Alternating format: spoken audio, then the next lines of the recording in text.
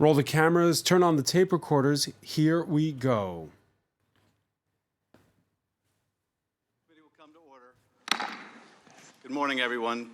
This is the first in a series of public hearings the committee will be holding as part of the House's impeachment inquiry. The President of the United States are now open to the public, a new phase in the probe by lawmakers to determine whether Donald Trump violated his country's constitution and should be removed from office. We'll weigh the evidence and Trump's strategy for countering allegations he tried to leverage aid to Ukraine in exchange for political dirt on his main rival for re-election in 2020. More than 4 decades after the Watergate hearings and a quarter century after the bid to oust Bill Clinton, this drama is sure to play out very differently. Back then, the 24-hour news channels didn't rule. There was no social media. And so, even though the evidence might seem solid to many, it's clear that the Democrats are taking a gamble. At the end of the day, will enough citizens be swayed by their arguments? If Trump can convince enough voters that it's all a political witch hunt, then surely he can beat the rap and even secure re-election. Today in the France 24 debate, we're looking at the opening of the public process of those impeachment hearings. Joining us, Mark Porter, president of Republicans Overseas and member of Donald Trump's 2020 Campaign Advisory Board. Hello, how are you? Thanks for being with us. Sure. I want to welcome back to the show Ellen Kuntz, Dean of the Finance Department at INSEC Paris Business School. Hi, thanks for having joining me back. us. Thank you. We also want to welcome Annick Cized, Senior Lecturer in Transatlantic Relations at Paris Sorbonne Nouvelle University. Good evening. And joining us from New York City, Ian Refovitz, Professor of History at the City University of New York and the author of The Tribalization of Politics, How Rush Limbaugh's Race-Baiting Rhetoric and the Obama presidency paved the way for Trump. Thank you for joining us. Mm-hmm. Thank you for having me. The France 24 debate. On Facebook and on Twitter, hashtag F24debate. Yeah, Dateline Washington, the House Intelligence Committee, and before the first witnesses had even testified, the jousting had already begun. If we find that the President of the United States abused his power and invited foreign interference in our elections, is this what Americans should now expect from their president? If this is not impeachable conduct, what is? This spectacle is doing great damage to our country. It's nothing more than an impeachment process in search of a crime. All right, each side has their own story. First of all, Jan Refovitz, how much are people paying attention? Are people dropping what they're doing to watch the hearings? Well, the fact is that these hearings are being broadcast on all three of the major networks. They're on cable news, Fox News, which means Fox News viewers who are generally pro-Trump are not going to be able to avoid it if they want to watch Fox News. CNN, MSNBC, it's on. We'll find out what the ratings are. But the fact is, it is blanket. It is being given blanket coverage. So I suspect quite a number of people are watching.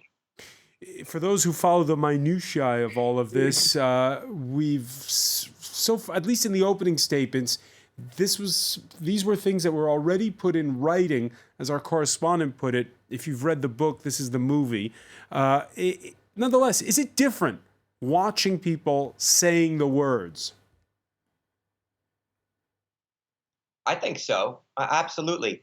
I was struck watching Ambassador Taylor's opening statement, and I don't even think Ambassador Taylor is the most important witness because a lot of the things he said were relayed to him by other people. They'll be confirmed by the people who actually said them, people like Ambassador Sondland. But to hear Ambassador Taylor lay out that chronology, according to which you had the President of the United States using his office to attempt to dig up dirt on his political opponents to help him with the next election, hearing somebody say that, somebody who's as well respected as Ambassador Taylor, a longtime servant of the state, I think that's very powerful, and I think it will have a major impact. Will have a major impact, Mark Porter?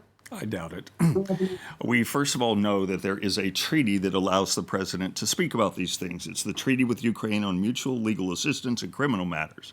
The idea that Ukraine meddled in the elections as much as anybody else is a consideration that is very serious, and that's what the Senate plans to take Wait, hang on. That Ukraine meddled in the U.S. election? Absolutely. Have you not done your homework here?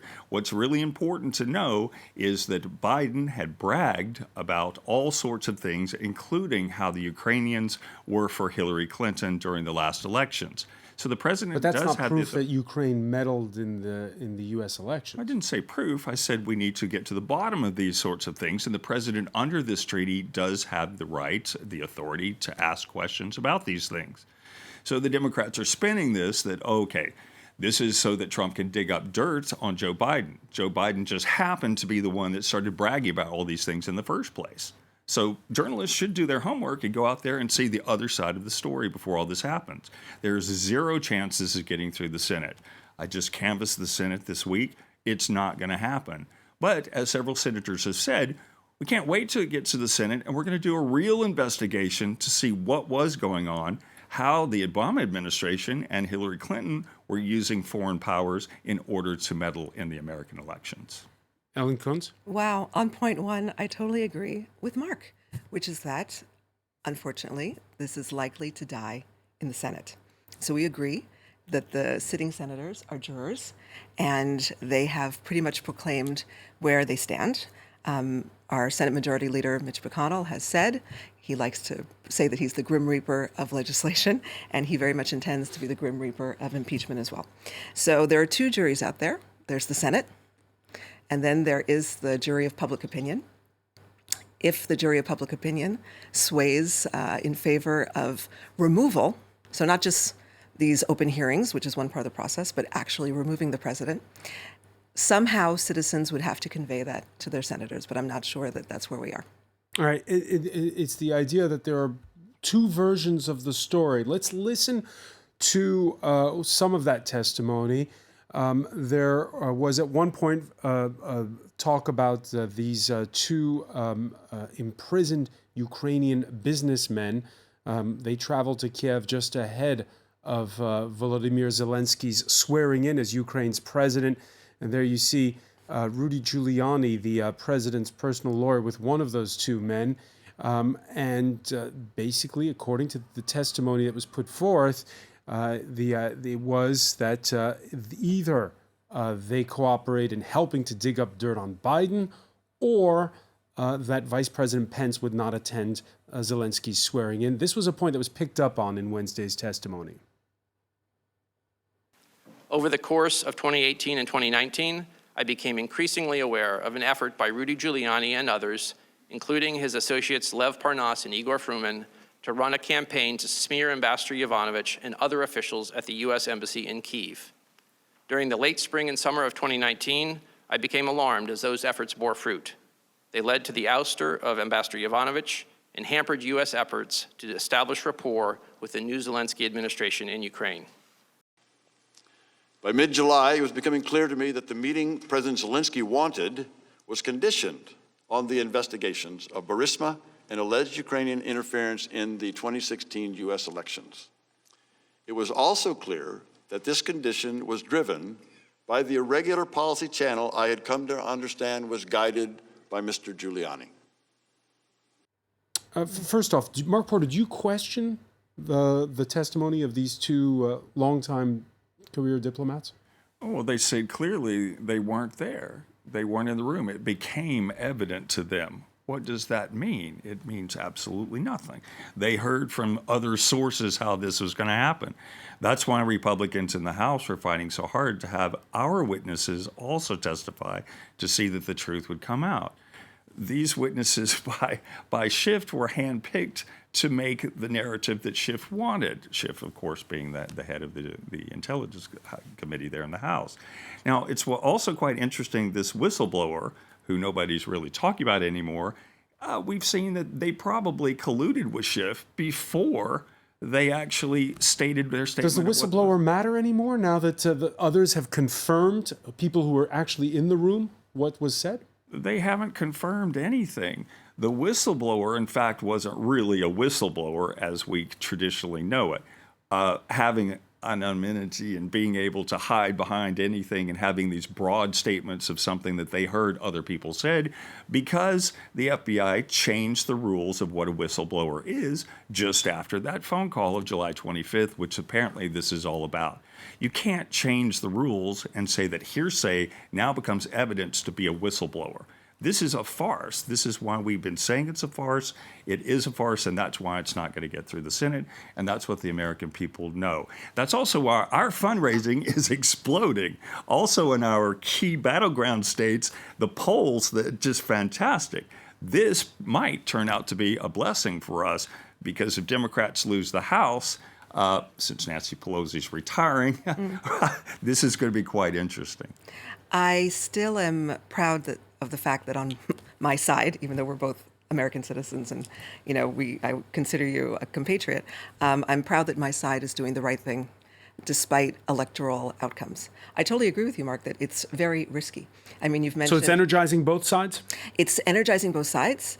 I think that it's important that the Fox News audience is getting these hearings, if they can hear them. As a native Californian, you've mentioned Mrs. Pelosi and Mr. Schiff. There's also Ranking Member Nunes, who I have to say, in all objectivity, had a very strong opening statement, given the weakness of the arguments. All right. Watching this from this side of the Atlantic, Annick Cizel, we see a United States that's where everybody's in their own bubble. And you kind of have the feeling when you reread that interview that Emmanuel Macron gave last week to The Economist, that there's this sense that the United States is going somewhere that's very different from where it is, where it's been before. Well, most definitely. It seems that it's very interesting listening to both of you, actually, because it seems that the polarization which has taken center stage somehow in the United States right now, which is for other historical reasons taking center stage in Europe as well. But this polarization seems to be crystallizing into the election year. And when there's no meeting point that seems to be emerging now or tomorrow or 6 months from now, as if the Constitution, I keep thinking about the founding fathers of the US Constitution and how the separation of powers has turned into a total division, irreconcilable division, unable, unfortunately, to, it seems no one's listening to anybody at this stage. Is it the end so that building an inquiry into a jury, a potential trial in the Senate, is not what is taking place. Everyone's listening to their own poll, to their own group, but not really investigating the truth of the matter, which is how foreign countries may be played up, politically speaking, as we were talking backstage half an hour ago, not just by President Trump, but by the political system itself. And this is the heart of the matter, which should be investigated. To what extent can we play foreign countries into domestic elections in a democratic state like the U.S. Federation? Do you take Mark Porter's point from earlier that it's not new to try and lean on foreign powers? Now, I do take the point partially. We did start the debate earlier, but I take the point partially in the sense that it is amplified. Communications, today's technologies make it amplified to a large extent. At the same time, leveraging dirt on an opponent for military assistance, I think any president should be investigated by the Congress. Any president, including President Trump. Including Vice President Biden, who bragged that he did exactly You mean Vice that. President Pence No, on this Vice one? President Biden. And that's exactly the point I'm trying to make. And this isn't new. Did he say that he was withdrawing aid? He absolutely said he was withdrawing aid until the prosecutor that was investigating the company that his son is on the board was fired, and he was fired. Ian Refovitz? Please. That's absolutely not what happened. And we need to step back a second, because when we talk about both sides in polarization, it's really not both sides in polarization. It's one side that has made lying central to its messaging, and that is the Republican side. You can look at this over. Not true. So going back, certainly since the advent of President Trump, but even beyond that, Vice President Biden did not say to Ukraine, if you don't investigate my party's opponent in the next election, I will take away aid that Congress has already authorized. That's what President Trump did. Vice President Biden was carrying out a policy that was the policy of the United States, that was in the United States' interest. We don't have the transcript. And please let me finish. And it was also the policy of the European Union and a policy of the International Monetary Fund. This was not for Joe Biden's personal gain. So to suggest otherwise is flat out a lie. And that's what you're doing here. And Ukraine did not interfere in the 2016. Ukraine did not interfere in the 2016 election. The United States intelligence agencies have completely debunked that theory. There is no server. There was no Ukrainian we don't know. interference. The investigation's not That's how the finished U.S. yet. intelligence agencies have said it. It was Russia, not Ukraine. It can't be, oh, it was Ukraine. Oh, there were rumors. Oh, there were this. No. The U.S. intelligence agencies have completely debunked that, and you need to tell the truth, and you need to do your due diligence. The investigation's not finished finished yet, so how do you know these sorts of things? So Attorney General Barr is looking into these things. Which investigation? Yeah. Exactly right. So you're making declarations that haven't even been finished yet. Gee whiz, Mark, for something so urgent, you guys should have started those investigations in 2017. One final point on this. Democrats have when you asked... controlled the House. Democrats have asked for John Bolton to testify. He's the fired national security advisor of Donald Trump, quoted by former White House advisor Fiona Hill as saying Rudy Giuliani was, quote, a hand grenade who's going to blow everybody up. She also told lawmakers on Capitol Hill that when it came to pressuring the Ukrainians, Bolton said, I am not part of whatever drug deal Sondland, Trump's EU ambassador, and Mick Mulvaney, his chief of staff, are cooking up. So, Mark Porter, is John Bolton wrong when he refers to it as a drug deal? Yeah, because he was your guy a month ago, huh?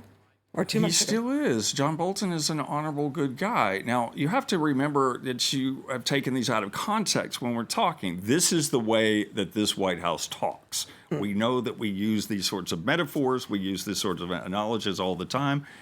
Bolton was concerned about certain things. The House has not subpoenaed Bolton, by the way. So this is quite curious that if that is so important, the House could subpoena Bolton. I believe he's on the list of witnesses for next week. He's not on the list. When we come back, we're going to pick up on these points and more. Stay with us. You're watching the France 24 debate.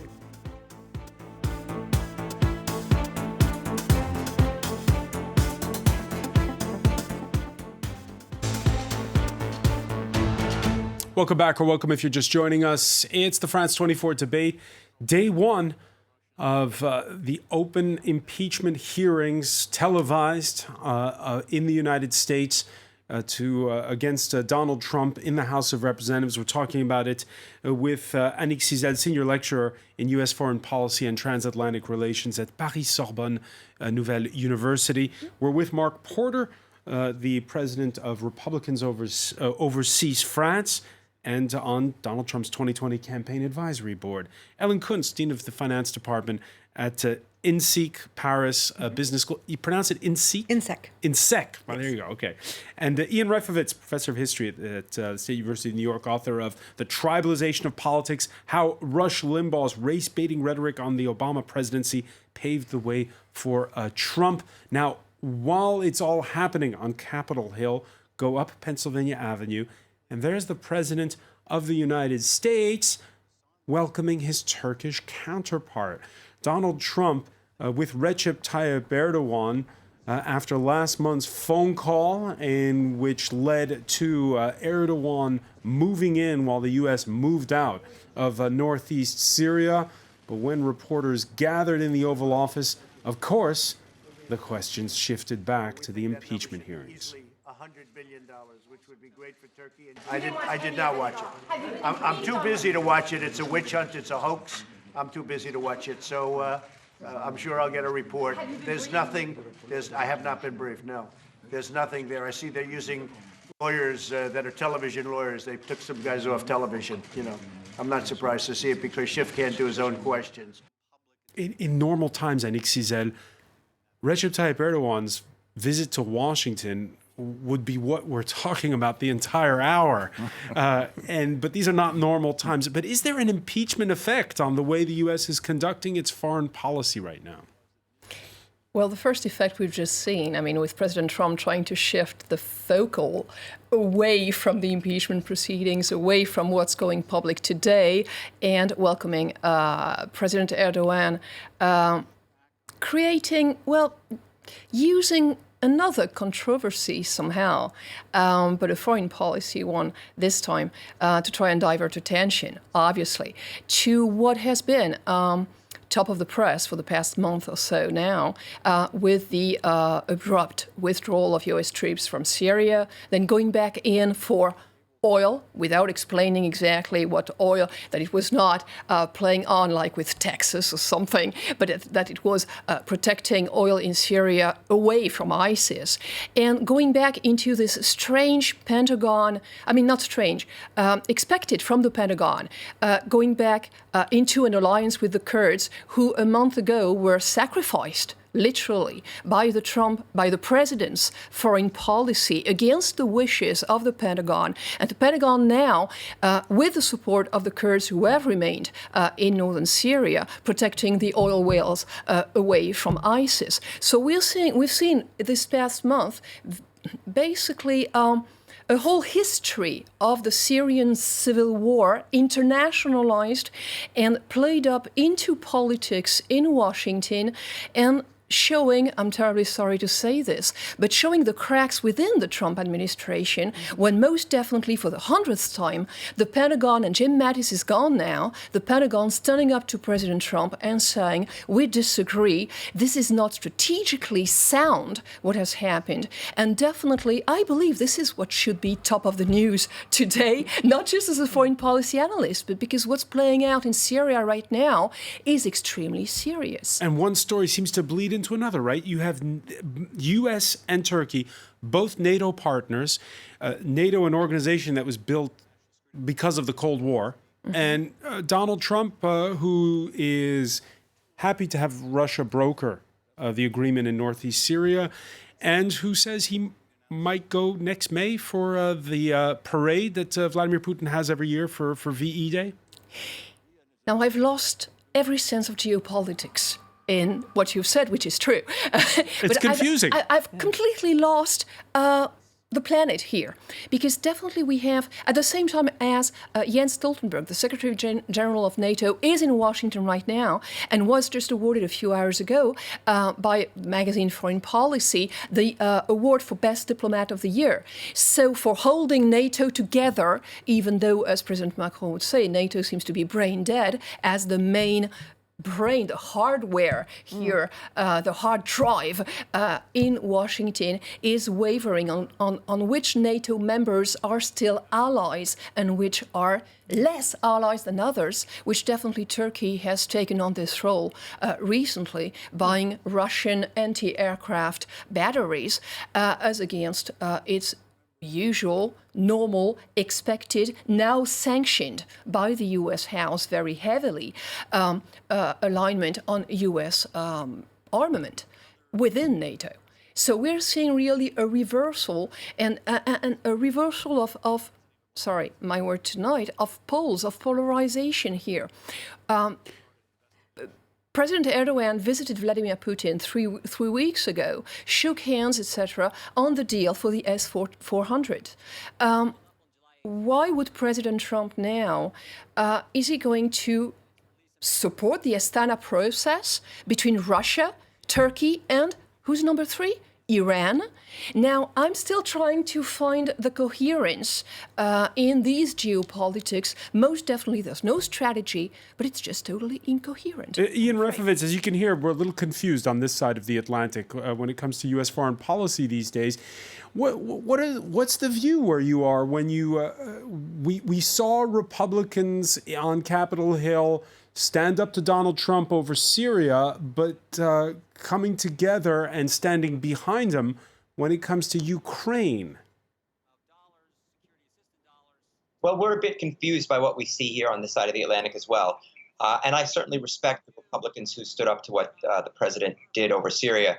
to me, to connect all of these themes, I think of the juxtaposition between the President of the United States welcoming President Erdogan after having done all the things that my colleague just listed, buying the missiles from Russia, doing what he did in northern Syria, the juxtaposition between that visit and then the fact that the President Trump denied a White House visit to President Zelensky because he would not give the president what he wanted in terms of the help for 2020 with the investigation of Joe Biden, which is, of course, at the heart of the impeachment investigation. So you will reward President Erdogan and you punish President Zelensky. The juxtaposition there really is at the heart not only of why we're so confused about what President Trump is doing, but it's also at the heart of really the malpractice of American foreign policy being carried out by this administration. Mark Porter? Well, at this point, we know that Trump has his own particular way of negotiating. And many of you have been confused many times before, and it works out. So let's see what he has to say. At this point, I wish you had asked me that a couple of days ago, and I would have asked them when I was over there. But at this point, Trump has his own way of negotiating, and so far everything's worked out just fine. But I don't think we're impeaching a personality. I think we're impeaching criminality. And it's a really important distinction because, we're trying very hard, and it's important for it to play out as fairly as possible, that it's seen as fair and impartial. So therefore, we're not going after someone who just does things differently. That you can't touch that because the American people voted for that. But we can go after somebody who does things clearly wrongly.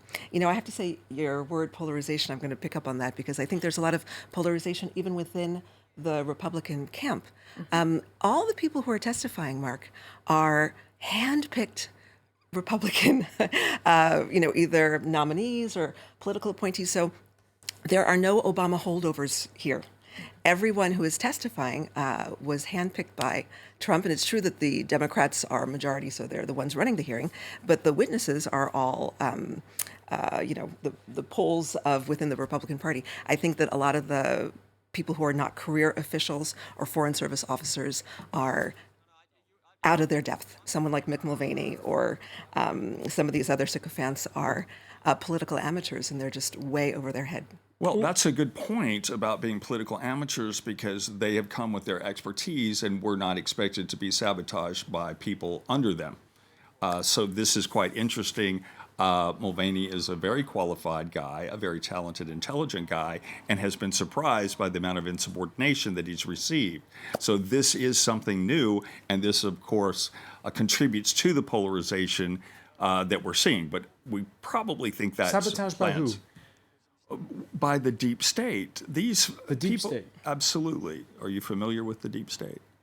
Okay, what this means is these Turkey, are people. yes, but not in the United States. We have this How about also just in the deeply United patriotic States. Absolutely civil servants? Right. No, it doesn't mean that they're unpatriotic. It just feels that they think that they can create policy, as you were saying earlier, more than the president does, more than their superiors do. We have a hierarchy. We have a country by rule of law. Right. So everybody wants to follow the rules, Mark. That's exactly the point, yes. But they're not. So I agree that they should, career civil servants who are going rogue should be called out. But career civil servants who see things that are going desperately wrrong have to up the chain of command. But and there's a fine line between that. How about there's a big fat problem. line that there's no way to be confused between the two? Oh, wait. The problem is that a lot of these civil servants do believe that they know more than the president does. They simply believe that. It's not their job to impose policy. It's the president's job. Now, they can retire, they can quit, they can walk away, but they don't. Many of them have. What? The laundry list just now. Matt is... That's not a lot. Okay. We're talking about... Let me ask, Ian Refovitz, you heard Mark Porter. You can disagree with him. But is it a winning strategy painting Donald Trump as the insurgent in the White House against the establishment? Is that a winning strategy for re-election? Look, I don't know. I'm not a political strategist, but I know that what Taylor and Sondland and Kent and these people are doing, they didn't stop Donald Trump from carrying out his policy. They just spoke out and said, we think this is a bad policy, but they can't stop him from carrying it out because he's the one who has the authority. There was no insubordination. These are people who are coming forward as a result of a whistleblower who then was confirmed by a transcript, which has been confirmed by a number of other people. But the policy was carried out by the president and by Mayor Giuliani, and they had the authority to carry it out. Nobody had the authority to stop them. I don't know whether it's electorally smart, risky, or whatever. To some degree, you have to let the chips fall where they may. If you're talking about defending the rule of law in the United States, well, you hope that the people of the United States will respond positively. The trial in the Senate is going to be probably political for most of the people who are going to vote, and that's unfortunate. But we have to stand up and say that you can't, as president of the United States, use the power of your office to help you win the next election and stay in office. That's a bright, clear line. We talk about high crimes and misdemeanors and abuse of power. That's what we're seeing here. That's what I meant to say before. This has happened before. Hillary Clinton and the DNC hired Christopher Steele, a British citizen, to dig up dirt on Trump. Fair this enough, is but Mark, nothing that was new. opposition research, and she wasn't in the office of the Opposition president. research We're talking about is people who are digging sitting up behind. dirt. We're talking about six, That's somebody just a sitting better behind way you. of calling it opposition resolute research. desk. It's digging up dirt, No. and that's what Democrats don't like. But once you're in office and once you have been elected and you have sworn Candidates the are allowed oath, to dig that's up the dirt. problem. Trump is a candidate. Hang on, but withholding Right. military aid from a country that's fighting against a Russian-backed insurgency. It was- in the east First of all, That was agreed upon by the First of all, Congress. the idea of holding up aid, the House is holding up aid right now by not passing the appropriations bill. There are all sorts of ways that you can hold up aid. Agreed. However, if you can identify a Democratic senator or congressperson who was personally benefiting from holding up that aid, then that person also should go down in impeachment. Trump was investigating what happened in terms of Ukrainians meddling into the 2016 election. That is not personal. That is about defending the country. Absolutely correct. I think that on the broader First of all, Republican Hillary side, Clinton sorry, go ahead. Withhold anything from Ukraine. Hillary Clinton was a candidate. The only thing she could have withheld from Ukraine was her pantsuit. Joe she had no Biden power did over it. over It anything wasn't going Hillary. on. It was Joe A. Biden. A. B. Well, you said Hillary Clinton. Joe, A. You said Hillary Clinton. B. Donald Trump was withholding aid that was already authorized and passed by the Congress. He did not have the authority to withhold that aid, at least certainly not to withhold Yes, that he aid for does. He personal has the political president gain. has the authority to stop any aid. Of course he does, according to the Constitution. No. Not only that, yes, he Not does. yours, Not benefit only that, himself. the Not president. in order to benefit himself. He doesn't. Not in order to absolutely benefit he himself. does. The Maybe to president. benefit the country. not to Then benefit it's dangerous himself. to rewrite the No, that's- Constitution. that's- It could come back and bite you. Exactly right. The president has that power. Ian's a bit of a disadvantage there because of this, the Skype keeps cutting out when we speak over. That's okay, Ian. I got your back. There's one aspect I want to get to before we finish this discussion, which is, of course, the way the story is being told is also the way the media is today. Turn the clock back. It's May 17th, 1973. That's the day the Watergate hearings began. For 15 weeks, U.S. citizens were glued to their television sets, watching testimony over whether then-President Richard Nixon had ordered a break-in at Democratic Party headquarters and a subsequent cover-up. People have got to know whether or not their president is a crook. Well, I'm not a crook. I've earned everything I've got. When you think of that proceeding back in 1973, and you think of what's going on today, again, we didn't have social media then. We didn't have the 24-hour news channels that we have now. Everybody can believe their own story and not have to listen to the others, because you were talking earlier, Anixizet, about tribalism. Well, back in 1973, I feel like saying this was news. Today, it seems that, and not just in the United States, I remember CNN host Fareed Zakaria holding a segment on this, how corruption has become, I wouldn't say normal, but spoken about so much that are the American people going to be glued to their TV sets or to the internet or to Facebook to actually watch what is taking place? Certainly not the same way it was taking place in 1973. In 1973, it was really a proof of democracy, bringing the Watergate into everyone's living room, especially in the aftermath of just the conclusion of Vietnam, was a proof of democracy. today, in the days of post-truth, who shall we believe? To what extent shall we contrast the news, or can we contrast the news or not? Are the people really going to watch? Especially, sorry, I'm going in circles in my head, but are they going to watch the adversary? Are they going to watch the other party? Are they going to try and be curious enough to listen to what the other side has to say, which is the purpose of these debates, and which is... It's a bit the problem that the National Basketball Association has now, which is people don't watch the whole game anymore. They just watch the little highlight reels. Exactly. Is that going to help Trump, is the question. In the end, is Twitter going to win the game? Or is it hours on end of televised networks showing the details? Will the American public be interested in the way politics unravels on an everyday basis today, when the attention span is Twitter? Yes. And if Twitter wins, President Trump wins.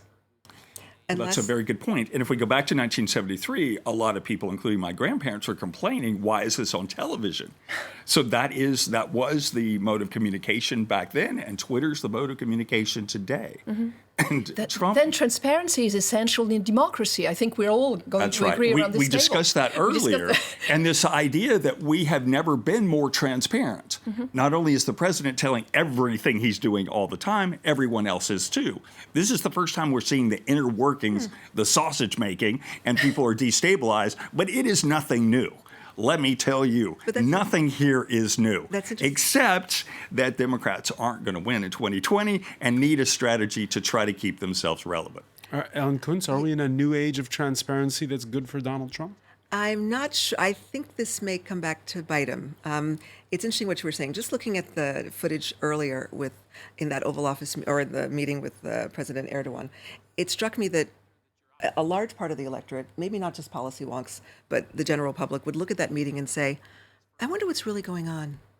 I get it, there's transparency and I tweet out everything, but I looked at that, I thought, I wonder what that meeting had in common with the Zelensky meeting, and actually Zelensky's predecessor. Mm-hmm. There's, some of these reporters are saying more curious reporters should go back and really do some investigative journalism on White House meetings that were canceled with other heads of state. Ian Refovitz, your thoughts on the fact that these public hearings are short attention span theater nonetheless?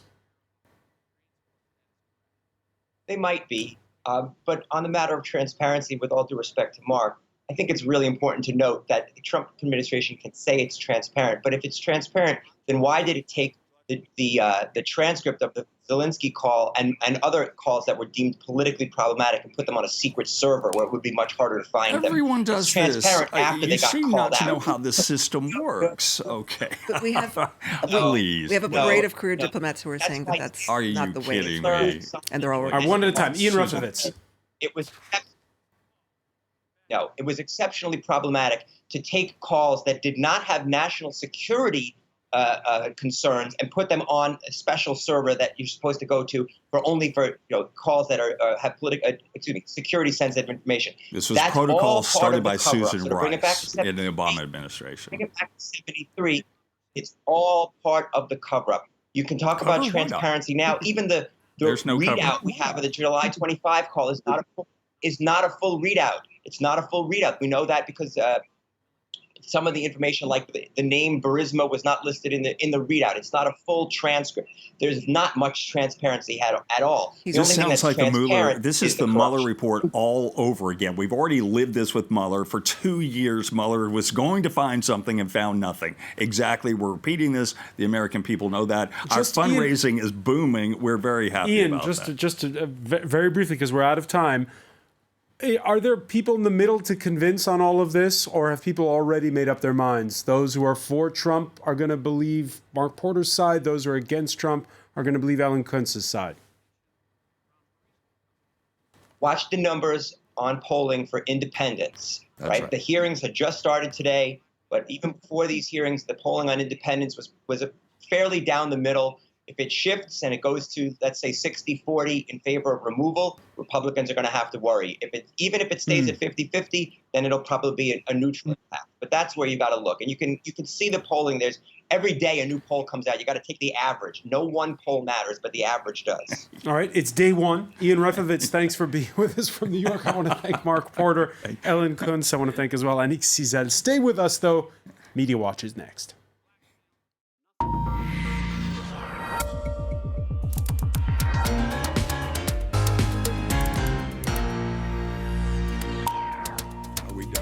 No, not yet. Oh, There's more. And we say hello to Catalina Marchand.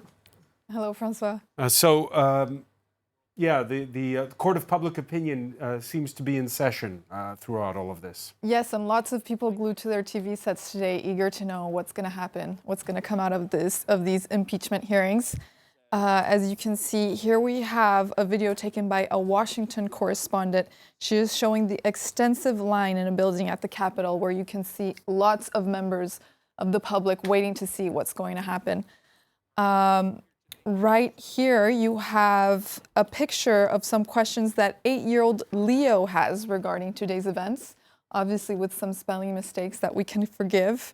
One of the questions he's posing is, why were some of the senators voting no if they know how bad what the president did was? So hopefully we'll get some answers to Leo's questions today. In other news, some brands are also taking advantage of the situation. excellent. Absolute Vodka creating their own cocktail for today. If you want to watch it with your TV on. In moderation. In moderation, obviously, and as they say, top with fresh ice, turn on the news. Okay. But on a more serious note, we have this report from ProPublica on how a veteran reporter worked with Giuliani's associates to launch the Ukraine conspiracy. This report, they are talking about John Solomon. So this is a conservative Washington reporter that last March taped an interview with a Ukrainian prosecutor that sparked the campaign alleging that Joe Biden pressured Ukrainians into removing a prosecutor investigating his son. So the interview and subsequent columns conducted were the starting gun that eventually set off the impeachment inquiry into the president. Then we do have the New York Times that is also commenting on this with their headline, "The Man Trump Trusts for News on Ukraine," and they explain a bit more who is John Solomon, because his name has popped up frequently during the inquiry. So he's a guest on talk shows. Exactly. He's a conservative reporter, and he's frequently on Fox News and mostly right-wing talk shows. But they explained that he also left The Hill, which is the newspaper he was working for, and he left on September for circumstances that were not explained yet. So definitely some questions there.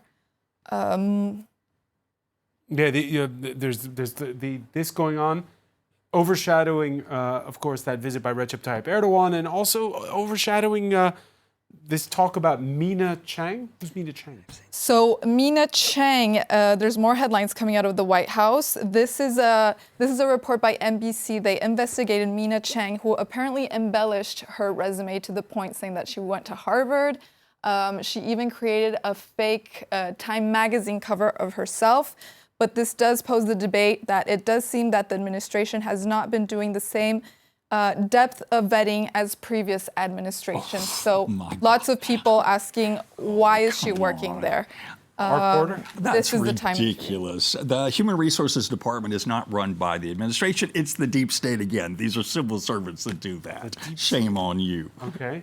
What is this, though? So this is the cover that cover. Apparently was photoshopped by Mina Chang.